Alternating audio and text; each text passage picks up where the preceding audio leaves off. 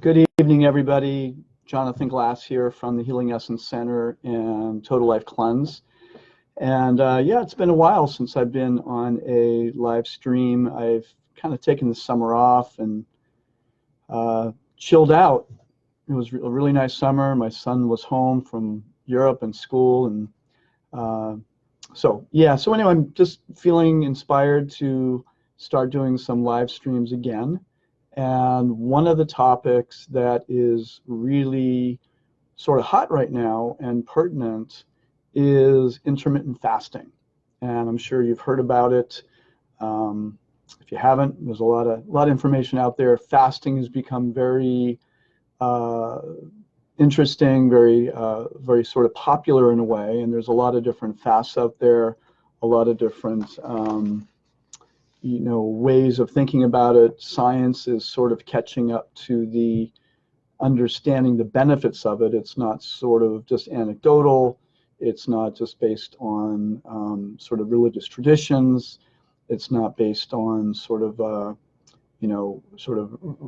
guess you could say radical juice fasts or different perspectives, different fasts and books that have been out over the years. It's really, a lot of science is really coming out, proving the benefits for decreasing body weight, lean mass, inflammatory processes, breaking down diseased cells, igniting the body's healing process. So many benefits are there in fasting. So, but tonight, and we're going to talk more about that. Tonight, I would just like to touch on intermittent fasting, and I'm not going to get into great details, but I always like to make the connection between what modern science is recommending and when they actually come up with something pretty good with what was the ancient wisdom. And the ancient wisdom that I generally relate to is in the Ayurveda realm. Ayurveda, the knowledge of life from ancient India. Because up until this point, I've never found anything in modern science that has proved anything that Ayurveda has said to be inaccurate. Ayurveda, so let's look at intermittent fasting a little bit. It's a very simple process when you think about it. All it's doing is acknowledging that in a given day, we're doing one of two things. We're either feeding the body or we're fasting. We're either feeding or fasting. So throughout the day, if you have breakfast at 7 in the morning and you have lunch at 1, that means you've been fasting from 7 in the morning to 1 in the afternoon. So this is a really important concept, and a lot of people get very, very confused about that. And there's been a lot of thinking over the years. Well, I got to keep my blood sugar even, so I'm going to eat every 2 hours, and in order to keep my blood sugar even, and if I do that, then I should lose weight, and nobody loses weight, and so many different problems come from that. So in Ayurveda, it's recommended that we eat a small, clean meal in the morning, moderate, clean meal in the morning, not bacon and eggs, not greasy, not heavy, something quite light but nutritious. The lunch, generally speaking, is meant to be the largest meal of the day. And then the evening, we eat like a pauper. So what they say is eat like a prince in the morning, a king in the afternoon, and a pauper in the evening. This is intermittent fasting. Also recommended is that you eat before sunset. And so then what you're doing, what is intermittent fasting? The traditional intermittent fasting these days is giving about 12 to 16 hours between your last meal at night and your first meal in the morning. This is Ayurveda. This is what Ayurveda has been recommending for thousands of years.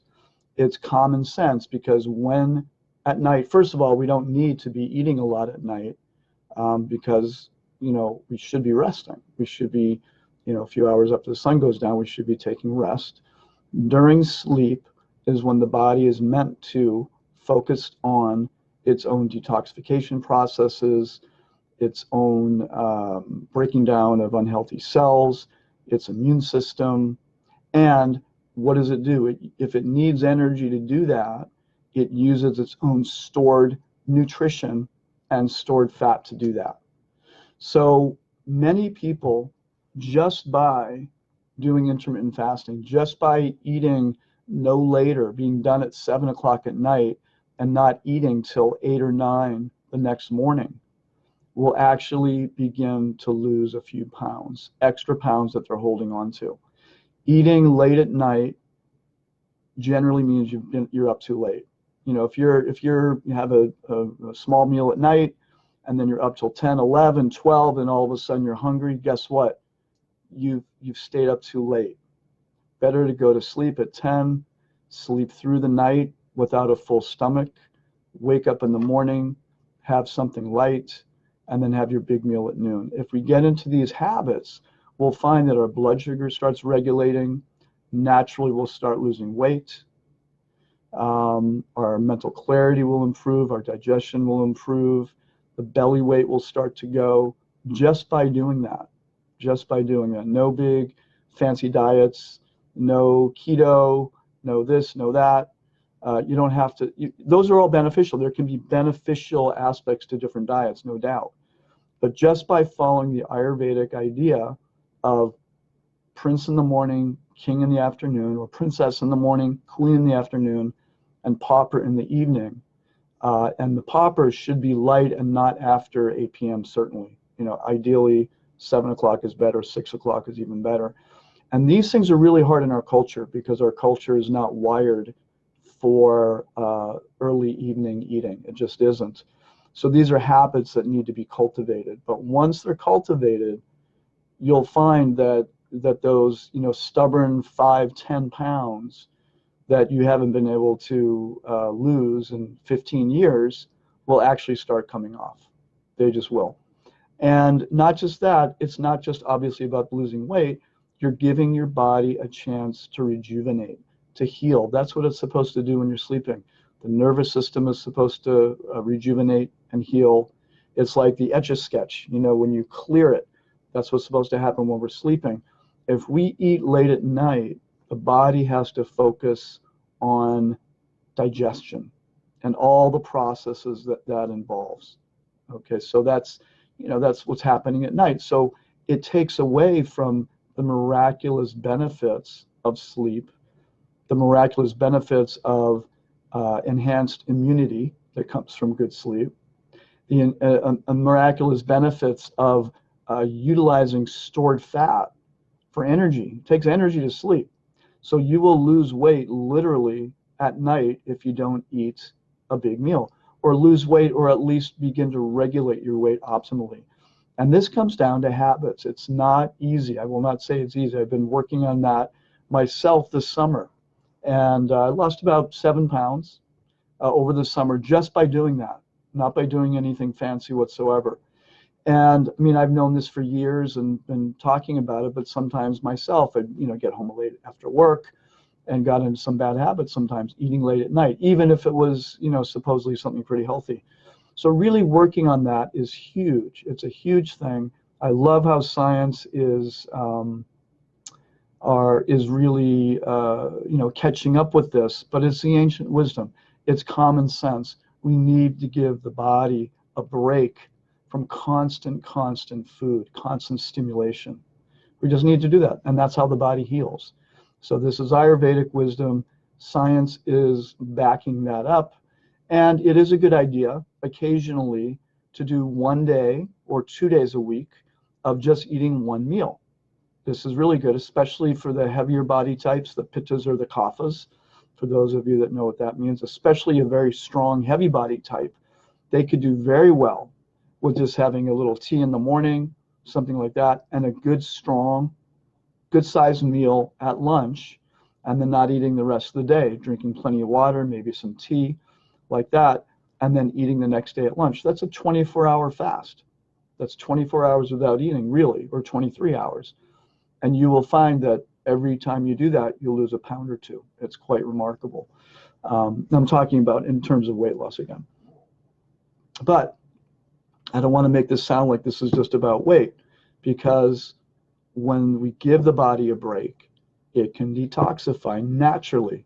It can utilize its own stored nutrients. It can break down unhealthy cells more efficiently, more effectively. The blood sugar can start to regulate. The body can start functioning at a higher level. The immune system can be enhanced. So again, this is really a great habit to start focusing on. It will change your, not just physically, but mental clarity will improve.